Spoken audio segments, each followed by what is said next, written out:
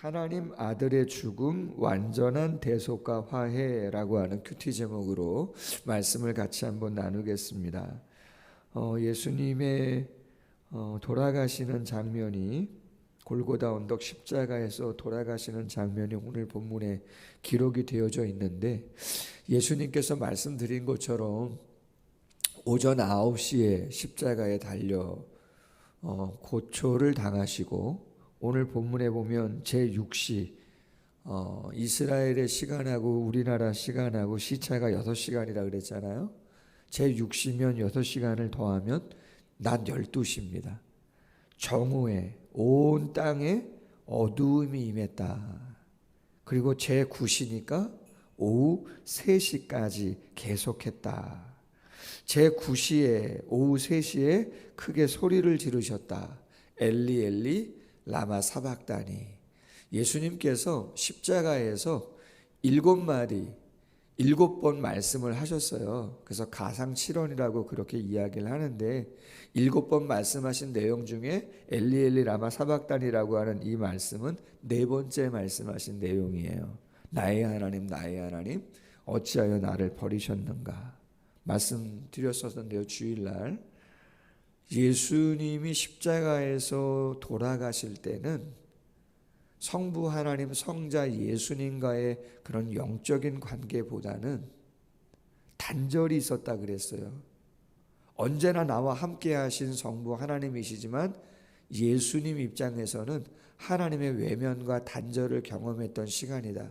이유는 성부 하나님은 공의로운 재판장, 심판자로서 인류의 모든 죄를 짊어진 죄인인 것이죠. 예수님은 성자 예수님이시면서도 인간적으로는 인류의 모든 죄를 짊어지고 심판을 받고 있는 죄인의 신분으로 십자가상에 있는 거기 때문에 공의로운 심판자 되시는, 재판장 되시는 하나님과의 관계가 성부 성자의 친밀한 영적 관계를 이야기하기는 어렵습니다.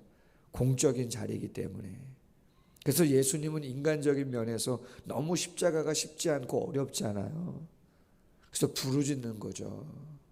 탄식하는 거죠. 어찌하여, 모르고 말씀하시는 건 아니죠. 왜 당신이 그곳에서 그 어려움을 당하는 건 알지만 너무나 힘들고 어려우니까 부르짖는 그러한 모습을 보여주죠. 주위에 있는 사람들 이야기합니다. 엘리야를 부르는 거다. 가만히 있어보자. 엘리야가 와서 예수를 돕는가 보자. 그럴 리는 없는 거죠. 37절에 보면 예수께서 큰 소리를 지르시고 숨지시니라. 아버지여 내 영혼을 받으시옵소서. 7번째 마지막 말씀을 하시고 숨을 거두시죠. 자, 중요한 것은 38절 말씀에 예수님께서 숨을 거두시자 어떤 일이 벌어졌는가? 성소 휘장이 위로부터 아래까지 찢어져 둘이 되었다.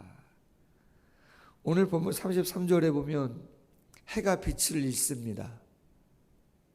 다른 성경 구절을 보면 지진이 납니다.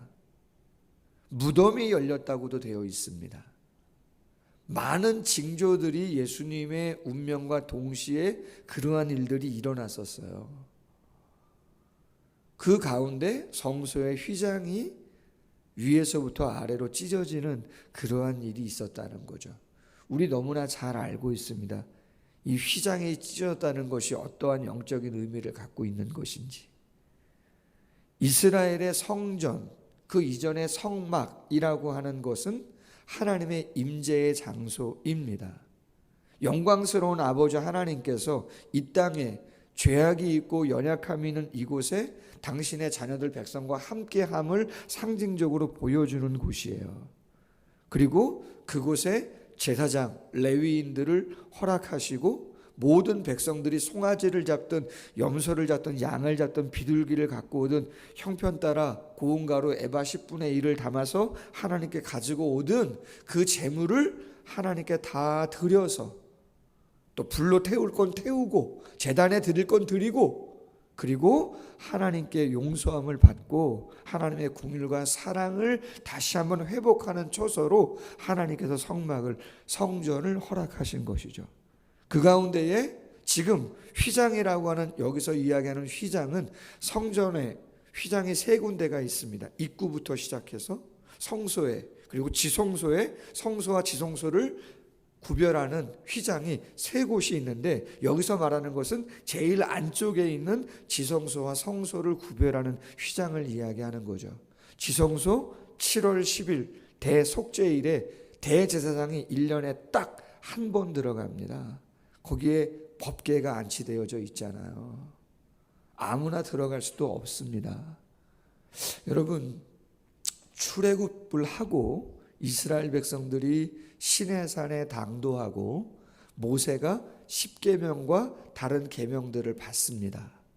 그리고 계명만 받은 게 아니고 출애굽기 25장부터 40장까지의 전체 내용은 무엇이 있냐면, 부살엘과 오홀리압을 중심으로 해서 성막을 만드는 제도를 이야기해 줍니다. 출애굽을 했을 때 모세가 바로한테 내 백성을 보내라고 하나님이 말씀하신다. 이유가 뭐였습니까? 뭘 이야기하고 모세가 바로에게 하나님이 우리 백성을 광야로 보내라고 이야기했다고 이야기했나요? 제사가 목적입니다. 내 하나님이, 우리 하나님이 애굽에서 출애굽하는 목적은 예배가 목적이라고 이야기했습니다. 예배를 드리게끔 하기 위해서 출애굽시키는 거라고 얘기했어요. 그럼 예배를 어디서 드립니까? 성막에서 드리는 것입니다. 하나님의 임재의 상징인 그곳에서. 그래서 25장부터 40장까지는 성막에 대한 제조 방법, 설계도를 다 말씀하시고 그걸 제조하시는 거죠. 그리고 성막 봉헌식도 올려드립니다. 그리고 레위기로 가면 레위기 1장부터 내용이 뭡니까? 5대 제사가 나오는 겁니다. 번제, 속죄제, 속건제, 화목제, 뭐 이런 5대 제사가 기록이 되어지는 것이고, 그 제사를 어떻게 드릴 것인가 설명이 쫙 되어 있습니다. 그리고 9장에 가면 대제사장 위임식이 있습니다. 위임식 8장부터 위임식이 되어 있습니다. 거룩한 옷을 입히고 말이죠. 기름을 붓고. 중요한 건요, 끔찍한 일이 하나 벌어져요. 대제사장 위임식을 하고 나서, 취임식을 하고 나서 첫 번째 제사가 9장부터 드려지는데, 레위기 10장에 가면요 사람이 죽습니다. 누가 죽죠? 대제사장 아론의 장자와 차남 나답과 아비후가 죽습니다. 왜 죽습니까? 향로에 불을 담아서 하나님께 드리는데, 그 불은 번제단에서 취한 불만을 향로에 담아서 드리게끔 되어 있는데, 자기들이 편의에 따라 가지고 다른 데서 그냥 불을 붙여 가지고 하나님께 불을 담아다가 드리다가 말이에요, 제단에서 불이 나와 가지고 그 불이 나답과 아비후를 삼켜버렸다, 그렇게 되어 있습니다. 그 자리에서 죽습니다. 여러분, 대제사장의 옷 중에 특색이 하나 있습니다. 보석들도 달려있고 뭐 귀한 실들로 짜져 있는데 방울이 달려 있어요. 방울. 움직일 때마다 딸랑딸랑딸랑 소리가 나는 거예요. 그걸 왜 답니까?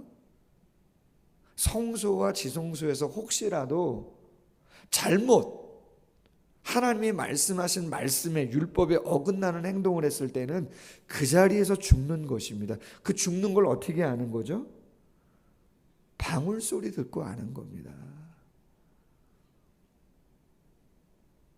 여러분, 아론과 그의 아들들과 모든 백성들이 기대감 속에서 그 영광 중에 성막을 제조하고 위임식을 하고 제물을 드리고 첫 예배를 드리는 와중에 대제사장의 아들 2명이 그 자리에서 여호와의 불이 나와서 죽었다 그러면, 여러분 성막에 들어가고 싶으세요?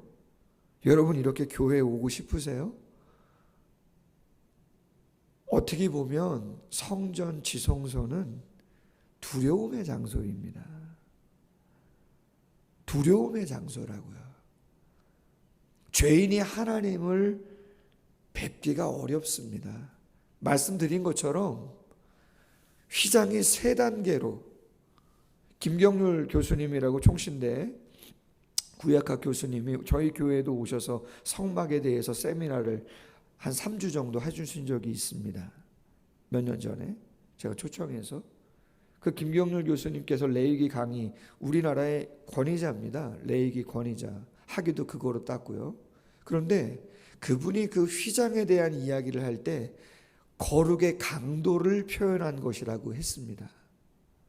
하나님, 거룩하신 하나님을 뵙기 위해서 단계가 있다는 거예요. 이방인과 백성들이, 일반 백성들이, 남자와 여자가, 레위인이, 제사장이, 대제사장이 들어갈 수 있는 그 장소가 다 어떻게요? 구별되어 있습니다. 가까이 하나님께 갈수록 거룩의 강도가 센 거예요. 높은 거예요. 그런데 그 마지막 가장 거룩하고 영광스러운 휘장이 위에서부터 아래로 찢어졌다라고 하는 것은 그 영광스러운 하나님이 이제는 송아지나 양이나 염소나 다른 어떤 재물을 가지고 간접적으로 하나님을 만나는 게 아니고, 이제는 예수 그리스도의 보혈의 피를 통해서 누구나 예수님의 십자가의 공로로 담대히 이렇게 나오셨잖아요. 할렐루야. 직접 예수님의 이름을 통해서, 그 사제의 은통을 통해서 하나님께 나아갈 수 있다. 그리고 스스로 예수님의 피를 힘입어 회개하면 죄를 용서받는 것이고, 하나님의 은혜와 사랑을 덧입을 수 있는 특권을 누구나 다 누릴 수 있다는 거예요. 할렐루야. 여러분, 이게 우리가 아무것도 아닌 것 같지만 2000년 전만 해도 이런 일은 없었습니다.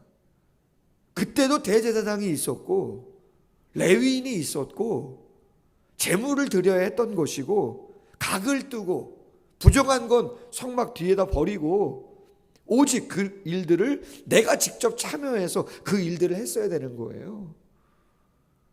조건사님, 뭐 양 한 마리 잡고 오신 거예요 오늘? 번제단 물두멍에서 그 일 하시고 들어오신 거예요? 그런 거 아니잖아요.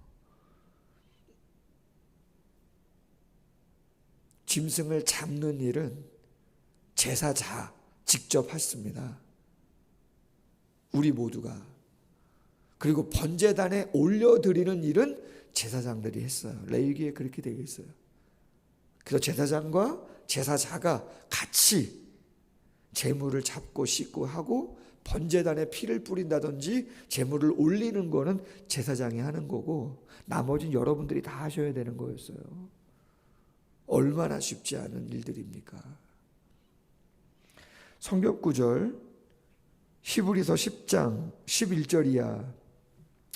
제사장마다 매일 서서 섬기며 자주 같은 제사를 드리되 이 제사는 언제나 죄를 없게 하지 못하거니와 오직 그리스도는 죄를 위하여 한 영원한 제사를 드리시고 하나님 우편에 앉으사 그 후에 자기 원수들을 자기 발등상이 되게 하실 때까지 기다리시나니 그가 거룩하게 된 자들을 한 번의 제사로 영원히 온전하게 하셨느니라. 아멘. 매일 반복적인 제사가 아니라 예수님의 십자가의 죽으심은 한 번의 제사로 영원한 효력이 있도록 모두에게 그 은총을 허락해 주신 것이다. 그렇게 이야기합니다. 그러므로 히브리서 4장 16절 말씀, 우리는 긍휼하심을 받고 때를 따라 돕는 은혜를 얻기 위하여 은혜의 보좌 앞에 담대히 나아갈 것이니라. 두려움의 보좌가 아닙니다. 나답과 아비후를 삼켜버렸던 그 불이 나오는 그러한 두려움의 보좌가 아니고 은혜의 보좌 앞에 때를 따라 돕는 은혜를 얻을 수 있도록, 할렐루야, 그 특권을 누리는 자가 저와 여러분이죠. 하나 더 말씀을 나눕니다. 예수님이 돌아가시자 백부장이 이야기하죠. 이 사람은 정말 하나님의 아들이었구나. 지진이 나고 해가 빛을 잃고 무덤 문이 열리고 휘장이 갈라졌다는 이야기들이 들리고, 아, 정말 하나님의 아들이구나 고백하죠. 주목했으면 하는 거는 40절 이하입니다. 멀리서 바라보는 여자들이 있었다는 거예요. 자세하게 설명은 안 하겠습니다. 막달라 마리아, 작은 야고보와 요새는 요셉을 말하는 거예요. 헬라 발음이에요. 요새는 히브리 발음은 요셉이고, 요셉의 어머니 마리아, 또 살로메, 세베대의 아들들의 어머니를 말하는 건데, 그 여인들이 함께 있었다는 거예요. 근데 41절에 보니까 이 여인들은 어떻다고요? 갈릴리, 저 북쪽에 있을 때부터 섬기던 자들이다. 예루살렘까지 따라오신 거예요. 그 십자가 언덕까지 같이 왔단 말이에요. 그리고 나서 예수님 운명하셨잖아요. 6시간 만에. 장사를 누가 했습니까? 돈 맡았던 가룟 유다가 하지 않았습니다. 난 부인하지 않겠다고 했던 수제자 베드로가 한 거 아닙니다. 다른 제자들이 예수님 장례 치러주지 않았습니다. 그들은 다 어디 갔나요? 다 도망갔습니다. 배신하고 도망가고 떠나버렸어요. 그런데 골고다 언덕까지 함께 간 사람들은 여인들이었고, 더더군다나 예수님의 시신을 장례 치러준 사람은 거의 성경에 드러나지도 않았던 아리마대 사람 요셉이라고 하는, 다른 성경에 보면 부자였어요. 공회원이라고도 오늘 본문은 이야기합니다. 하나님의 나라를 기다리는 신실한 사람인데, 되어지는 모든 일을 보고 백부장처럼, 아, 예수님이 정말 그리스도 메시아구나 생각하고 빌라도에게 가서 시신을 내가 장사 치를 수 있도록 해달라고 이야기한 것이죠. 여러분, 분위기를 보세요. 그 당시에 예수님을 죽인 자는 대제사장, 서기관, 바리새인, 사내들인 공회의 공회원들이에요.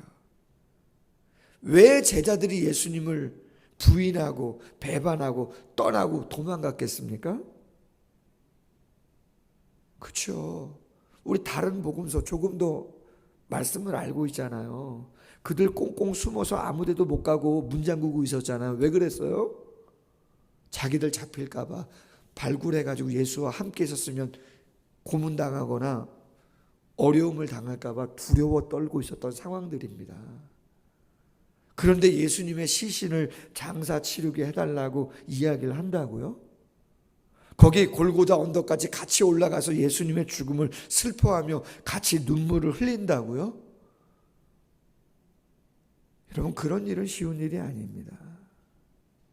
제가 신앙생활을 하면서 교회의 크고 작은 일들을 많이 경험했습니다. 솔직히 전에 있던 마지막 부교육자로 섬겼던 교회도 한 1000명 사이즈 교회인데, 제가 사임하고 나서 한 3, 4년 정도 지나고 교회가 어려움이 있어서 분립이 된 교회입니다. 분립이 되어지는 상황 속에서 1년 넘도록 교회가 어려울 때 되어졌던 모든 일들을 홈페이지를 통해서 또 이런저런 이야기들을 통해서 저희 노예 소속이고 같은 시찰이기 때문에 많이 알게 되었습니다. 끝까지 교회를 지키고 그 어려움이 있을 때 1년 반 동안 200~300명이 다 교회 떠났습니다. 교회를 다니시던 분들이 교회가 조금 어렵다고 수백 명의 교회를 그냥 떠나버렸다고요.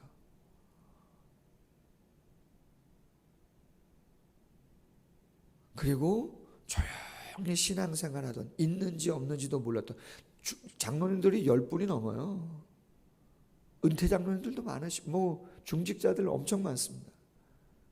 그런데도 불구하고 정말 하나님의 교회를 지키고자 바르게 세우려고 조용히 있다가 말이죠, 그 어려울 때 십자가 지고 감당했던 분들이 계심을 제가 듣고,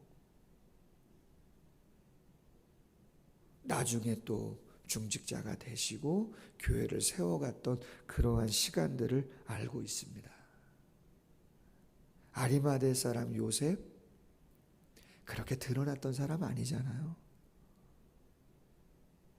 요한복음에 보면 니고데모라는 사람도 용기를 내서 같이 아리마대 사람 요셉을 도와서 예수님의 장례를 같이 치러줬다고 되어 있습니다. 어떻게 보면 자신의 지위와 재산, 명예, 심지어는 목숨까지도 내어놓고 그 상황 속에서는 예수님의 장례를 치러드린 것이라고도 볼 수 있습니다.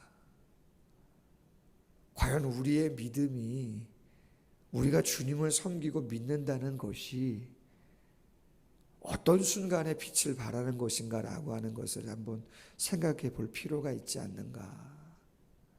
호언장담했던 베드로라든가 돈깨를 맡았던 가룟 유다라든가 다 떠났지만 무명의 여인들, 그리고 무명의, 어떻게 보면 그 시간까지는 이름도 나타나지 않았던 사람들이 예수님의 장례를 치러드리는 이러한 모습을 보면 정말 믿음의 진가가 언제 나타나는가라고 하는 것을 다시 한번 보게 되죠.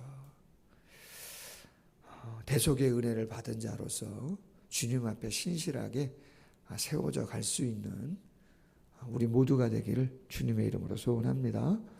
기도하겠습니다.